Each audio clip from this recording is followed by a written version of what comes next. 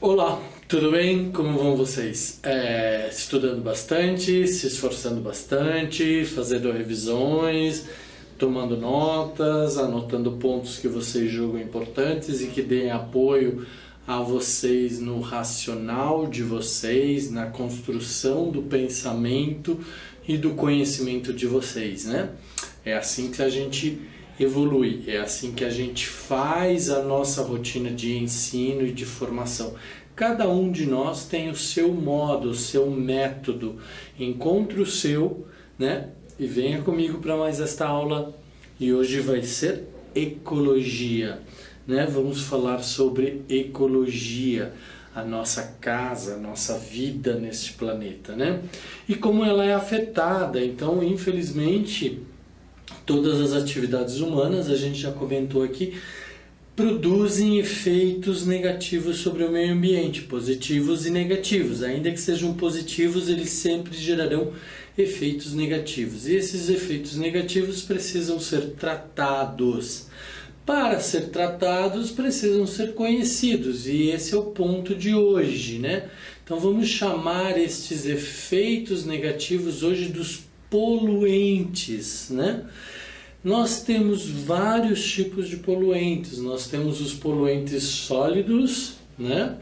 Por exemplo, os nossos resíduos das nossas casas, embalagens plásticas, embalagens de papel, de madeira, de metal, né? Restos de móveis, restos de produtos, né? Restos de borracha, metal, ferro, construção civil, né?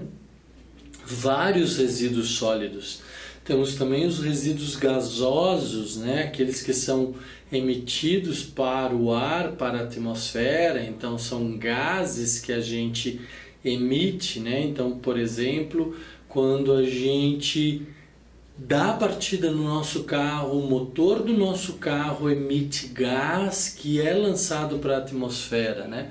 Quando a gente lança um resíduo no meio ambiente, um resíduo orgânico, um resíduo químico, esse resíduo sofre decomposição e um dos resíduos dessa composição é o gás emitido, né? Vamos lembrar aqui que a gente falou sobre os gases metano que contribuem para o efeito estufa, os gases de gás carbônico que contribuem para o efeito estufa, os gases das queimadas, os gases das indústrias, os gases das erupções vulcânicas, todos esses são poluentes, né? São adicionados à atmosfera, então são volumes adicionados a um espaço, né? Neste caso, o espaço da atmosfera, ainda que seja imensamente grande e a gente não tenha noção dessa grandeza, ele é grande, mas ele é limitado, e essa limitação para os gases, como a gente já sabe, vocês já sabem, vocês estudaram e revisaram todo o conteúdo da aula sobre gases, efeito estufa, mudanças climáticas, aquecimento global. Todos esses gases contribuem para as mudanças climáticas, né? Tá certo? Então, e temos também os poluentes hídricos, né? Que são os poluentes líquidos, por exemplo, os nossos resíduos domésticos, né? Os resíduos da cozinha, os óleos, os resíduos do vaso sanitário, do chuveiro, da máquina de lavar louça, da máquina de lavar roupa, da água que a gente lava a calçada, que lá na calçada tem gotas de óleo, tem gotas de gordura, tem material particulado, que é carregado pela água e forma então um componente chamado esgoto, né? Líquido. Então temos também os esgotos líquidos das indústrias, que são águas de processos, resíduos de processos. E então assim nós temos 3 estados químicos e físicos dos poluentes: sólido, líquidos e gasosos, né? Vamos falar então poluentes biodegradáveis ou não biodegradáveis. Então, esses 3 tipos de poluentes, sólidos, líquidos e gasosos, eles podem ser incluídos ou classificados dentro de duas categorias, como biodegradáveis ou não biodegradáveis. Biodegradáveis são aqueles gases, são aqueles poluentes sólidos ou líquidos que podem sofrer uma degradação de um agente orgânico ou de um micro-organismo ou de um ser vivo, né? Normalmente fungo e bactéria, que a gente já viu isso, que são os decompositores, e sofrem então uma biodegradação. Por que biodegradação? Porque são degradadas por um agente bio, um agente vivo, né? A gente viu lá nos fatores bióticos e abióticos, né? E nos bióticos a gente viu que eram os fatores que tinham vida, como animais e vegetais. Ou no caso, moneras, protistas, né? Então são seres que possuem vida, tá? Então assim nós temos os biodegradáveis, então sofrem a ação dos agentes vivos, ou os não biodegradáveis, são aqueles que não sofrem a ação dos agentes vivos. Por exemplo, o aço, o plástico, né? Que mais que a gente pode falar aqui sobre os defensivos químicos, os pesticidas, os minerais especificamente, né? Um resíduo químico, tá? Então, estes não sofrem degradação por ser vivo, eles sofrem um outro tipo de degradação que é chamada de intemperismo, que é a ação da temperatura e do clima, né? Então a chuva, a água, a temperatura, o calor, o frio faz com que as moléculas vão se quebrando e se desconstruindo ou se degradando, né? Tá? Então, biodegradáveis, vamos ler aqui nosso conteúdo como a gente faz toda a aula. Depois de eu explicar, a gente lê o conteúdo em conjunto. Biodegradáveis, são poluentes capazes de ser decompostos por seres vivos, normalmente bactérias e fungos. Por exemplo, esgoto doméstico, esgoto industrial, esgoto comercial, esgoto urbano, tá?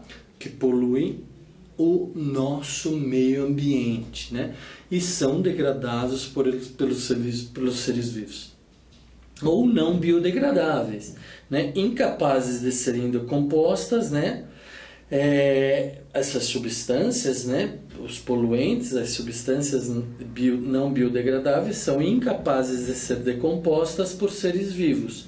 Acumulam-se no ambiente, gerando passíveis ambientais e podem passar a cadeia trófica e alimentar, por exemplo, metais pesados, pesticidas, defensivos químicos, materiais radioativos, plástico, vidro, borracha, amianto, alumínio.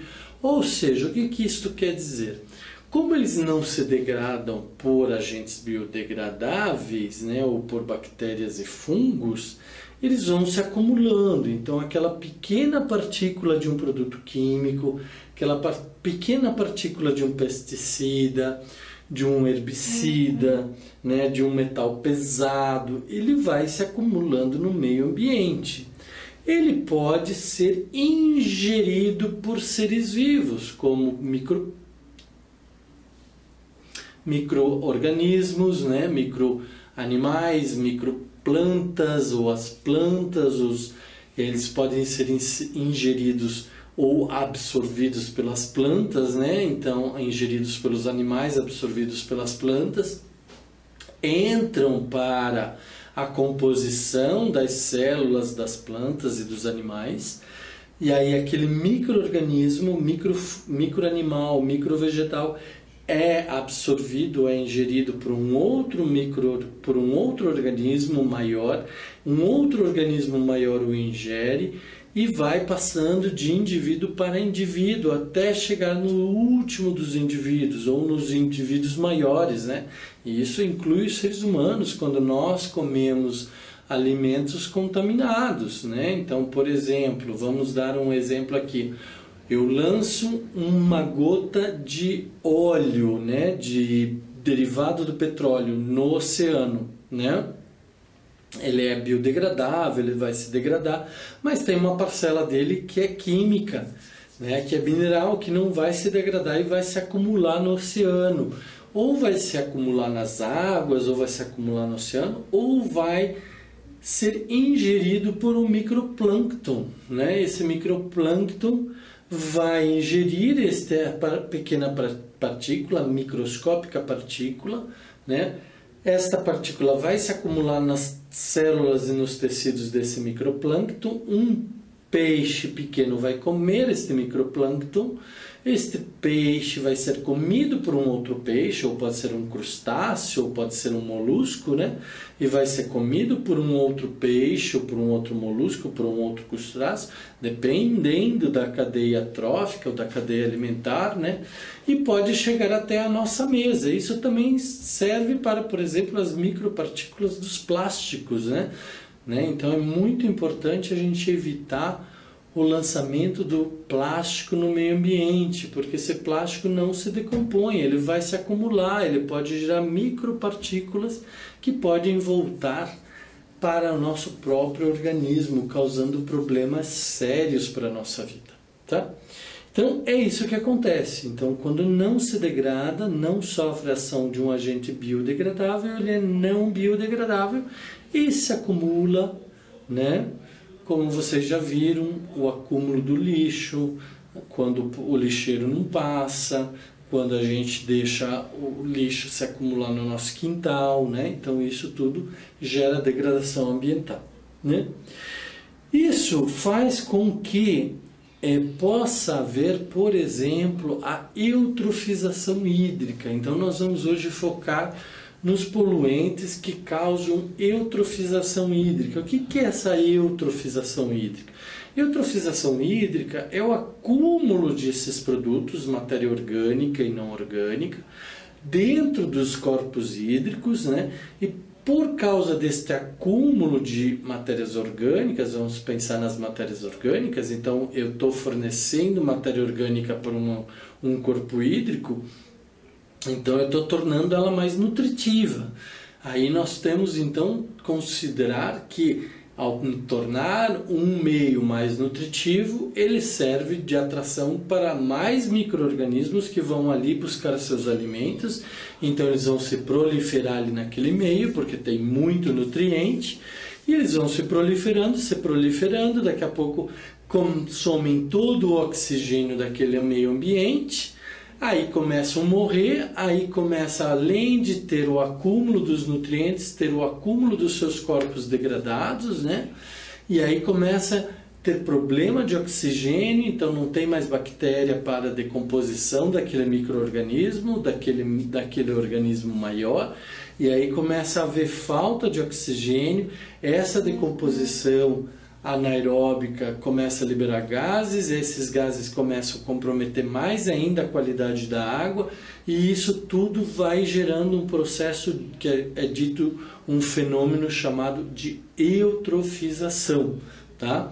E aí isso também começa a impedir a passagem de luz, então aquelas bactérias, aquelas algas cianofícias, aquelas algas que faziam a fotossíntese começam a morrer também, então começam a acumular naquele corpo hídrico, né? E assim vai dando sequência a um processo de degradação ambiental ou de degradação hídrica, que é chamado eutrofização, né? Então é o acúmulo, vamos ler, é o desequilíbrio causado pelo acúmulo nos corpos hídricos de materiais químicos, né, proporcionando o desenvolvimento excessivo de vegetais neste ambiente, né? Então, como tem muito nutriente, os vegetais também vão se estabelecendo ali. Esses vegetais demandam oxigênio. Como vai aumentando muito a quantidade de vegetal, vai começar a faltar oxigênio, né? Diminuindo então a penetração luminosa e reduzindo a fotossíntese. Então, como diminui a luz, esses vegetais também vão começar a morrer, porque já que não tem luz, eles não conseguem mais fazer a fotossíntese, né? Lembra que a fotossíntese é o processo que garante a energia do vegetal. E aí eles começam a morrer, né? reduz o volume de oxigênio dissolvido na água, prejudicando os seres aeróbios, né? Então, todo é um processo de desencadeamento e de perda e de acúmulo e de perda e de acúmulo, e que vai gerando a desqualificação ou a desestruturação daquele meio ambiente, né? Tá? Então, vamos ver aqui como que o esgoto afeta e fortalece esse processo ou esse fenômeno chamado eutrofização hídrica, né? O esgoto é composto de matéria orgânica, então é só a gente olhar, né? Tem o esgoto é aquele que sai da pia da cozinha, cheia de gordura, resto de comida, óleo, né? Que mais? Detergente, né? Açúcares, sais, minerais, né? Então isso tudo vai formando o esgoto doméstico, né? Carregado de matéria orgânica, que é biodegradável, ok? Né? Os resíduos humanos também, né? As fezes, a urina, né? Os resíduos alimentares, detergentes, produtos químicos, sabões, gorduras, águas residuais do chuveiro, da máquina de lavar roupa, da máquina de lavar louça, do tanque, tudo isso vai para dentro do esgoto, vai para dentro da rede de esgoto e vai formar o nosso esgoto doméstico, né? Esses esgotos devem ser tratados em uma estação de tratamento de esgoto, chamada de ETE, né? Ou uma usina de tratamento de esgoto, né? Tecnicamente, cientificamente utilizado o termo estação de tratamento de esgoto, né? Nós temos também a estação de tratamento de águas, né? ETA, né? Tá? ETA. Ali só recebem-se água, mas temos outras que recebem esgotos sólidos, né? E aí então são tratados. Agora, muitas vezes esses esgotos não são tratados, são dispostos a céu aberto. E aí causa uma série de problemas ambientais e sociais. Causa o problema da dengue, causa o problema da zika, do chikungunya, da febre amarela, água parada, outras contaminações, mecanismos parasitas. Ou seja, uma série de problemas que cabe a nós, somente a nós, evitarmos, né? Tá? Então, quando esses esgotos, que são os resíduos, não são tratados e são lançados no meio ambiente, como nós temos aqui nessas imagens, né? Tá? Lançado num córrego sem nenhum tratamento, ou lançado no meio da rua, a céu aberto, podendo causar inúmeras doenças, né? Causam problemas sociais muito grandes. Então, devem ser tratados para evitar qualquer impacto ambiental, qualquer impacto social e qualquer impacto econômico. Tá? Existem alguns estudos que dizem que R$1 investido no tratamento do esgoto e no cuidado ambiental evita o custo de R$4 no tratamento da saúde pública. Então é uma diferença muito grande. Vocês, meus alunos que estão aí me acompanhando nesse curso, nessas atividades, devem começar a atuar politicamente nesse sentido de mobilizar sua família, mobilizar seus vizinhos, mobilizar seus amigos para cuidar do meio ambiente, cuidar do esgoto, cuidar da sua saúde, tá? Porque não é ser verde, é ser correto, é ser cuidadoso com aquilo que nos é mais precioso, a nossa vida e a vida do nosso planeta, tá? Então, o esgoto é muito importante, é muito sério, nós precisamos ter ações de profilaxia, ações de cuidado para evitar a contaminação, para evitar os problemas ambientais, né? Porque, olha só, quais são os impactos que o esgoto fala, né? Já falei alguns. Resíduos biodegradáveis são lançados nos corpos hídricos, né? Então, os não biodegradáveis também, esses são piores. Por que são piores? Porque eles se acumulam no corpo de quem os ingere, né? E aí, dentro da cadeia trófica ou alimentar, pode chegar até nós e nos contaminar, né? Tá? Devido ao aumento do material orgânico nutritivo, né, esse material biodegradável, organismos aeróbios aumentam suas populações. Então, aquilo que eu falei. Então, um ambiente nutritivo serve de ponto para alimentação, proliferação. Os micro-organismos super fortes começam a se proliferar, né? Estou falando das bactérias e dos fungos. E com isso consomem os nutrientes, consomem o oxigênio que está dissolvido na água, né? E vão crescendo. Só que isso vai chegar a um ponto que o número de indivíduos é maior. Só um minuto, pessoal. O número de indivíduos é maior do que a capacidade daquele ambiente, né? Então, o que acontece? Pelo aumento desses organismos ou micro-organismos aeróbios, a demanda por oxigênio, né, eu já falei para vocês, aumenta. E a redução da sua quantidade disponível na água.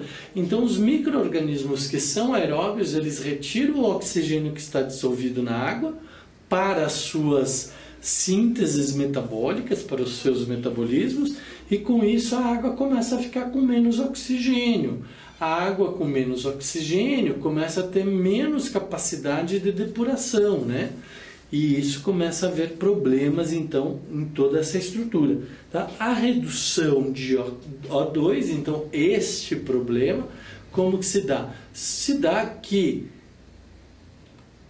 os organismos que ali estão, peixes, micro-organismos, crustáceos, moluscos, vermes, bactérias, fungos, que estão ali dissolvidos na água também, né? Começam a morrer. A gente viu isso no problema causado em Mariana, né? Toda aquela água, toda aquela carga de resíduos ou de esgoto não biodegradável começou a mudar a disponibilidade de oxigênio na água e matou milhares e milhares e milhares de peixes e outros animais. Animais que precisavam daquela água para manter suas vidas, né? Por exemplo, cavalos, bois e até muitos seres humanos foram afetados porque não puderam mais usar daquela água do rio doce, né? E aí estão vivendo esse problema até hoje, né? E pior de tudo, né? Nada foi feito, meus amigos. Então, por isso que eu digo, nós temos que ter uma ação política pacífica, organizada, ordenada, onde a gente tem um papel social de orientar as pessoas, de dizer, olha, isto não é correto, vamos cuidar do nosso meio ambiente, não jogue papel no chão, não jogue resíduo orgânico no chão, não jogue nada no chão, né? Tem cesto de lixo, tem o cesto da sua casa, disponha no local correto para que a prefeitura dê destinação. Se você não puder fazer uma horta orgânica, por exemplo, ou um composto orgânico. Por que isso, pessoal? Porque é muito importante, fundamental para a nossa vida termos um ambiente saudável, né? Tá? Então, a redução de O2 causa mortalidade por asfixia. O que é asfixia? A falta de oxigênio de diversos seres vivos aquáticos que entram em decomposição e aumentam ainda mais as populações dos micro-organismos. Claro, os micro-organismos estão felizes porque eles vão se alojar naquele ser que está ali morto e vão se proliferar. Proliferando, vão precisar de mais oxigênio, vão reduzir o oxigênio dissolvido da água, tá? E assim é um processo, é uma sequência de fatores ou um desencadeamento de ações, né? Uma vez que os níveis de oxigênio tenham reduzido, né, surgem e desenvolvem-se as populações de micro-organismos anaeróbicos. Ah, então também tem este problema? Sim, nós temos organismos aeróbios, micro-organismos aeróbios, que precisam de oxigênio, que demandam oxigênio para viver, mas nós temos aqueles que não precisam de oxigênio, que vivem bem sem o oxigênio, né? E esses ainda são mais graves. Então, eles, como não tem oxigênio na água, eles vão se proliferar muito mais, tá? Isso normalmente acontece nesse processo de eutrofização. Acontece que a água vai evaporando, vai diminuindo e vão vindo novos organismos e vai formando um novo ambiente. Então é muito comum em lagoas onde a carga orgânica é muito alta, ou devido ao desmatamento, ou devido à introdução por lixiviação, por percolamento de materiais orgânicos, ou resíduos de pesticidas, herbicidas, né, adubos químicos. Então vai aumentando essa carga orgânica e não orgânica ou inorgânica dentro da água. A água vai perdendo sua capacidade de depuração e vai se reduzindo, então vão vindo novos seres e se apropriando do espaço, e aí forma então a decomposição ou a destruição daquela lagoa e surge um novo ambiente, tá? A massa morta, por quê? Porque a massa morta formada por organismos ou formada de resíduos e organismos em decomposição gera grande quantidade de sais minerais, é isso que eu estava falando, né? Tá? Nitratos e fosfatos, principalmente dissolvidos na água, é a grande causa da eutrofização, tá? O fósforo, ele é grande associado a eutrofização. Aqui no Brasil nós temos, por exemplo, uma lei que exige que os sabões que a gente usa para lavar roupa, para lavar louça, para limpar o chão, precisam ter cargas de fósforo menores, tá? Precisam ter mais ações de biodegradação, tá? Ok? Isso tudo é uma medida para evitar grandes taxas de acúmulo dos minerais nos ambientes, nos ecossistemas e nos seres vivos, tá bom? A grande concentração desses sais minerais leva ao aumento de algas. Então, a grande quantidade desses sais, então, começa a surgir um novo ser vivo, que eu estava falando para vocês, que são as algas. As algas vão se alimentar desses sais minerais, mas vão demandar oxigênio. Então, enquanto tiver oxigênio e tiver sais minerais, nutrientes, elas vão se proliferar, elas vão se desenvolver. Daqui a pouco começa a faltar sais minerais ou começa a faltar oxigênio e elas vão começar a morrer, e aí elas vão começar a se decompor. E aí vem novamente a ação dos micro-organismos aeróbios, enquanto tiver alguma taxa de oxigênio, ou anaeróbicos, enquanto não tiver nada de oxigênio, né? Nós, por exemplo, somos seres vivos macro-orgânicos aeróbicos, né? Por quê? Porque nós precisamos de ar. Se eu ficar aqui trancado por alguns minutos, daqui a pouco eu venho a sofrer um processo de asfixia e pode me levar até a morte, né? E assim é com todos os micro, macro e organismos de forma geral, tá? A grande concentração leva então ao aumento das águas, dificultando a passagem de luz às camadas mais profundas. Então as águas sobrenadantes, que vão se proliferando mais rapidamente, elas começam a fazer uma manta de proteção na superfície dos corpos hídricos e impedem a passagem de luz e a chegada de luz às partes mais profundas dos rios e dos corpos hídricos, onde também existem micro-organismos ou macro-organismos e onde eles também dependem de luz para fotossíntese, ou eles dependem de luz e oxigênio. Então, sem luz, o processo de oxigênio também fica afetado e eles começam a morrer e se decompor lá embaixo, e essa decomposição vai aumentando, vai aumentando, vai aumentando, e aqui de cima tem as águas também aumentando a sua população, e daqui a pouco tanto o corpo de cá quanto o corpo de cá se unem e acabou-se a água, né? Esse é um processo chamado de eutrofização hídrica. Então, com a falta de luz, as águas nas zonas mais profundas morrem, né? Não só as algas, mas todos os organismos que ali estiverem, né? E assim diminui mais ainda a disponibilidade de oxigênio dissolvido na água, né? Tá? Então, olha lá, exemplos de eutrofizações ou fontes de eutrofizações, né? desmatamento das beiras dos rios, ou das chamadas matas ripárias, matas ciliares, né? Matas de corredores, né? Os esgotos domésticos, a gente já falou, fertilizantes fosfatados e nitratos, né? Tá? Desmatamentos, erosão e assoreamento de rios, né? Então olha aqui como está a borda deste rio, olha aqui o desmatamento, né? Aqui nesta margem deste outro rio. Então isso tudo vai caindo material particulado sólido, vai levando material particulado sólido para dentro dos rios e vai aumentando então a matéria orgânica e a matéria inorgânica. E aí entra todo aquele processo de eutrofização que eu já falei, né? Estradas e exposição de solos, então aquelas grandes culturas, monoculturas que expõem o solo, né? Aí vem uma chuva e lava o solo, leva um monte de partículas do solo, partículas sólidas, né, para dentro dos corpos hídricos. Aí a água do rio fica marrom e aí o rio começa a assorear, né? Então vocês já ouviram a palavra assoreamento. O que é assoreamento?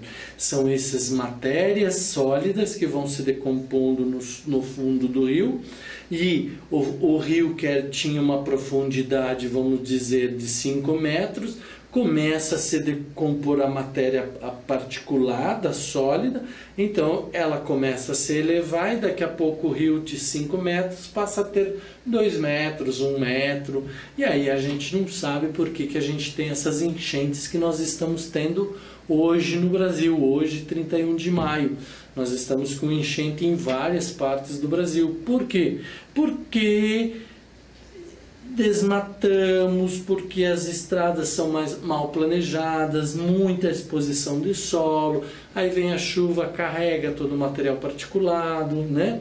Gera percolação e lixiviação, entra mais água carregando mais matéria mineral que chega nos corpos hídricos, a percolação é o carregamento desses materiais particulados para dentro dos corpos hídricos, muitas indústrias e processos químicos sem cuidar dos seus rejeitos, dos seus resíduos líquidos e sólidos, isso tudo acaba chegando até os corpos hídricos e os contaminando, né? Tá?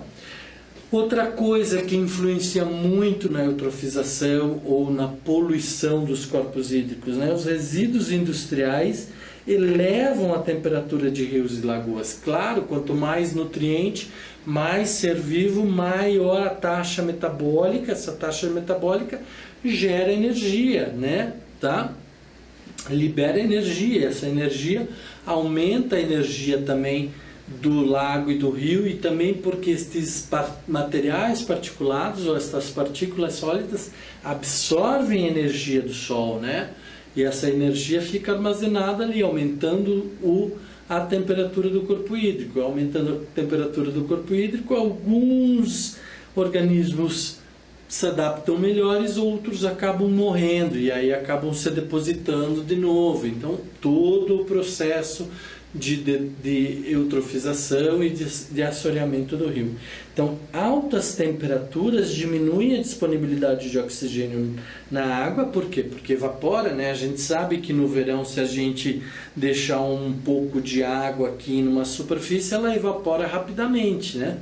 Tá? Porque ela absorve muita água, né? Então, quanto mais calor, mais evaporação da água e do oxigênio dissolvido, né, na água, e isso gera a mortandade de diversos organismos, né, tanto os vegetais quanto os animais.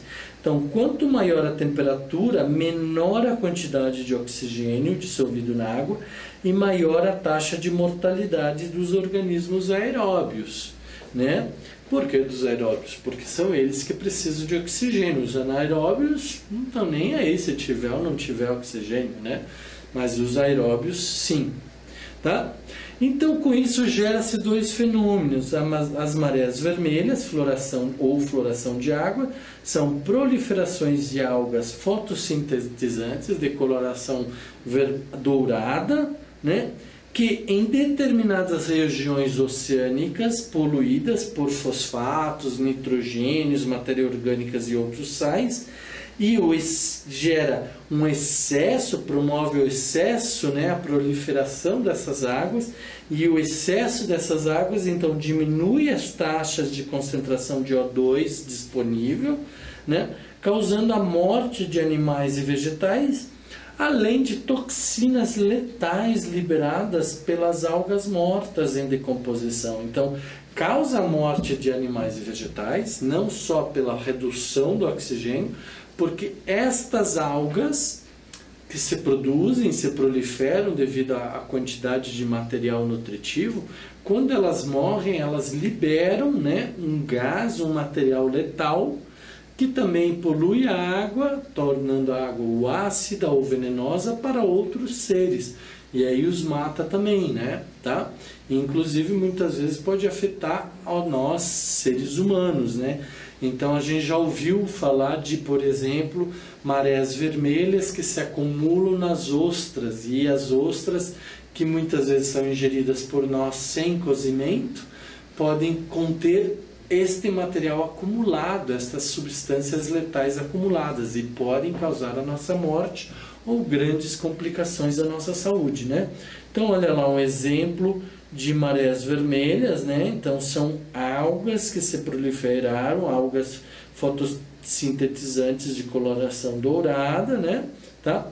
Esse excesso de água diminui as taxas, então a gente já viu isso aqui, liberando as toxinas mortais e das algas mortas e em decomposição. Então, olha aqui como é que fica as características. Então, quando vocês verem ou estiverem um corpo hídrico, ou próximo a um corpo hídrico, ou a um rio, ou a um mar, e verem uma maré vermelha, se afastem, não se aproximem e não se alimentem de peixes nem de frutos do mar ali daquela região, porque vocês podem estar ingerindo substâncias letais que em doses letais podem causar danos à sua vida. Ou a maré negra, né? Derrames de petróleos em corpos hídricos. Então a gente já viu aí vários acidentes ao longo da história da humanidade, né? Esses acidentes gravíssimos que causaram danos ambientais gravíssimos, né?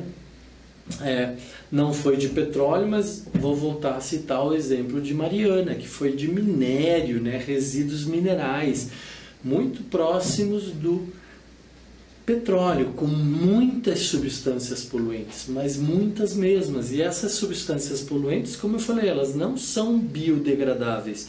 Então, o que vai acontecer? Elas vão se acumular nos seres vivos que ali vivem, né? Ou no início as doses são muito altas e matam todos os animais, ou quando os animais começarem a se recuperar, os níveis ou as taxas desses minerais baixarem, né? Ainda assim haverá pequenas ingestões, e conforme a gente vai se alimentando, isso pode se acumular também no nosso organismo e nos causar grandes problemas, seríssimos problemas, tá?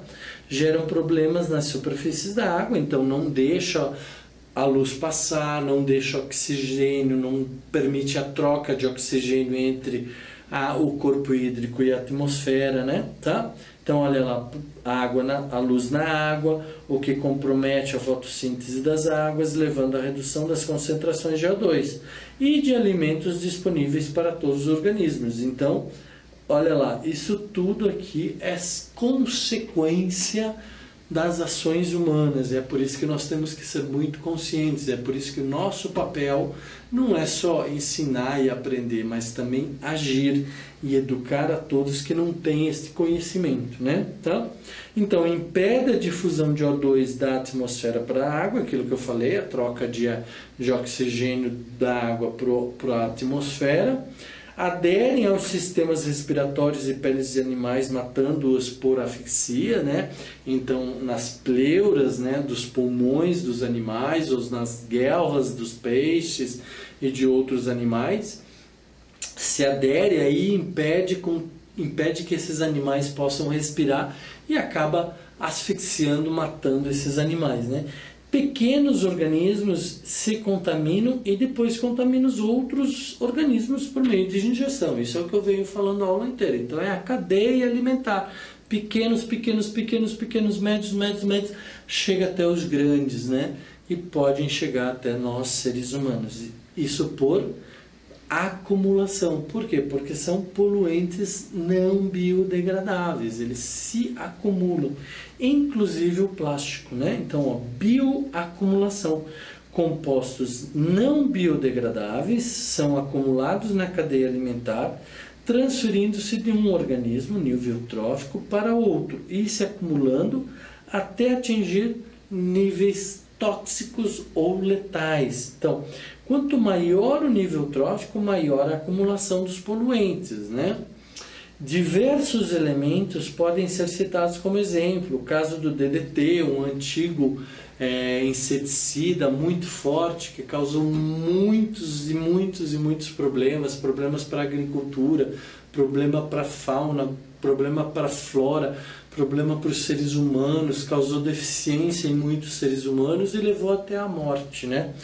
Microplásticos, então nós temos produtos químicos, produtos de beleza, produtos de limpeza da nossa pele, sabões, que possuem microplásticos, microballs, né? Micropérolas de plástico para fazer a esfoliação da nossa pele.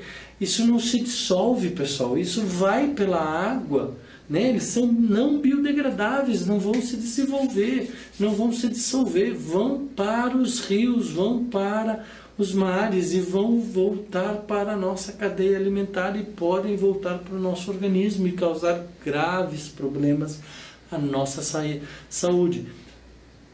Sequelas, muitas sequelas, ou se não, a morte, né? Tá? Os últimos organismos da cadeia alimentar serão os mais contaminados por esses poluentes. Então, normalmente, nós somos os últimos micro-organismos, ou macro-organismos, ou organismos, né? Então, nós é que seremos os mais afetados, né? Depois de nós, somente quem? O leão, se nós estivermos lá numa savana africana, a onça, se nós estivermos no meio da nossa mata, né? O urso, se nós estivermos lá nas savanas europeias, lá para cima dos Estados Unidos, né? No Canadá, na Ásia, ou se não os decompositores quando a gente morrer, né? Tá? Ok? Então, o controle biológico de pragas, essa é uma nova tecnologia para evitar o uso excessivo de produto químico. Nós estamos agora entendendo que é possível controlar as pragas por meio de processos naturais. Então, como que a gente faz? Pragas, né, de culturas agroflorestais, agrícolas e florestais, né? Então, utilizam técnicas normais para controlar essas pragas. Como? Colocando vegetais alelopáticos que controlam os outros vegetais. Por exemplo, um vegetal do lado do outro não cresce. Se vocês conversarem com a mãe de vocês e com a avó de vocês, elas vão dizer assim: não plante salsinha do lado do tomate, porque ela não vai nascer, não plante, alguma coisa assim, tá? Isso também acontece na agricultura, isso também acontece na floresta. Existem espécies que são alelopáticas a outras. Ou existem também os inimigos naturais, né? Organismos, animais que controlam outros animais. Por exemplo,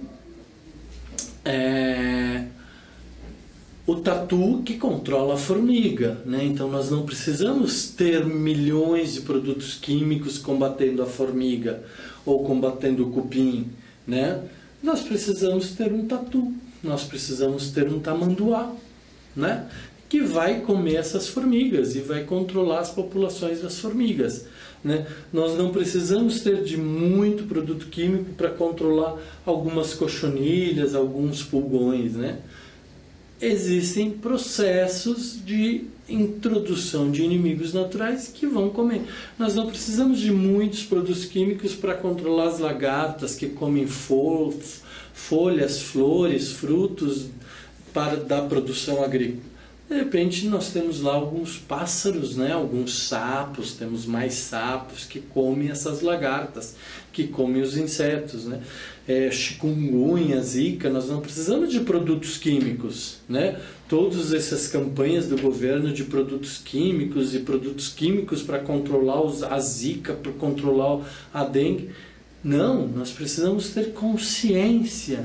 Nós temos que ter consciência, não jogar lixo, não deixar a água parada, cuidar do nosso quintal, cuidar da nossa casa, né? Não jogar o lixo no quintal de casa, não jogar recipiente que acumula em água. Então é nossa ação que precisa ser cuidada para evitar essa praga. E aí nós não precisamos de tantos produtos químicos, né?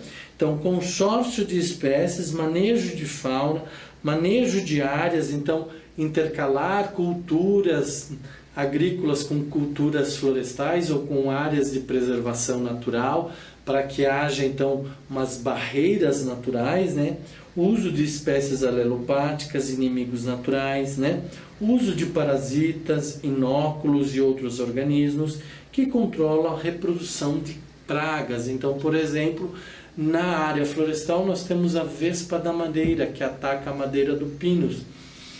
A Embrapa, uma entidade de pesquisa agropecuária florestal, desenvolveu um inóculo que, uma vez que a lagarta da vespa da madeira se alimenta desse inóculo, ela se torna estéril, então ela não consegue mais se acasalar, e aí vai haver então um processo de redução dessa população de uma maneira natural, sem adição de produtos químicos. Então é dessa forma que a gente controla a nossa vida. Ok, pessoal? Uma aula longa, mas uma aula muito importante, né? Uma aula super importante, super necessária, que olhem, leiam, revejam, revisem, né? Estudem e entendam todo esse processo. Ok? Um grande abraço para vocês e até a próxima.